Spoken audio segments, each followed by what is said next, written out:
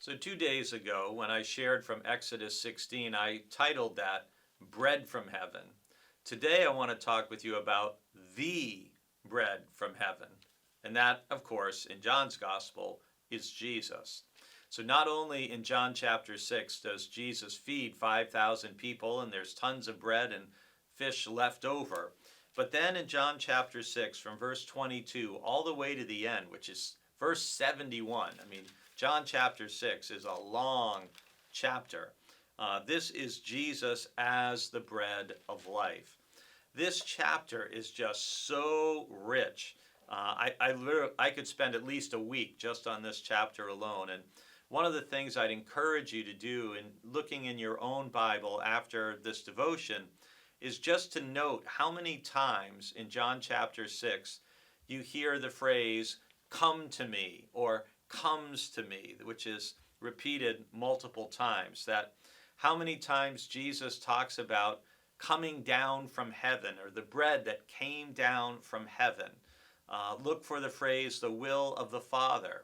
Look for the phrase, raised on the last day.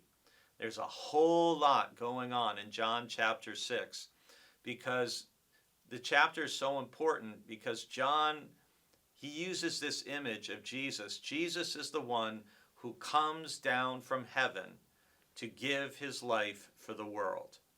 That's basically a one sentence thematic summary of John's gospel. Jesus is the one who has come down from heaven to give his life for the world. He is the bread from heaven. And our verse for today is chapter 6, verse 35, where Jesus says, I am the bread of life. Whoever comes to me will never be hungry, and whoever believes in me will never be thirsty.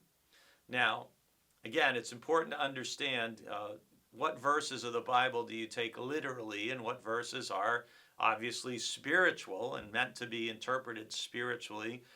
The fact that I believe in Jesus and have come to Jesus, that doesn't mean I'm never going to physically get hungry again or physically be thirsty again. If I don't hydrate, I'm going to know it. If I don't eat, eventually my body's going to get weak and my stomach's going to start growling. So what does Jesus mean? Whoever comes to me will never be hungry. Whoever believes in me will never be thirsty. Clearly, Jesus is speaking here in spiritual terms, that people in life can go chasing after all kinds of things that they think will make them feel happy or fulfilled or content or satisfied. And so many of the ways that people seek those things ultimately are unsatisfying and just leave people hungering and thirsting for more. People who pursue money and wealth thinking if I have this, I'll be happy. And they get so much money and you know what? They need more. It's never enough. That's the sort of thing that Jesus is getting at. I want fame. I want attention. I want appreciation. All these things that we can chase thinking if we just have enough of it, we'll be satisfied.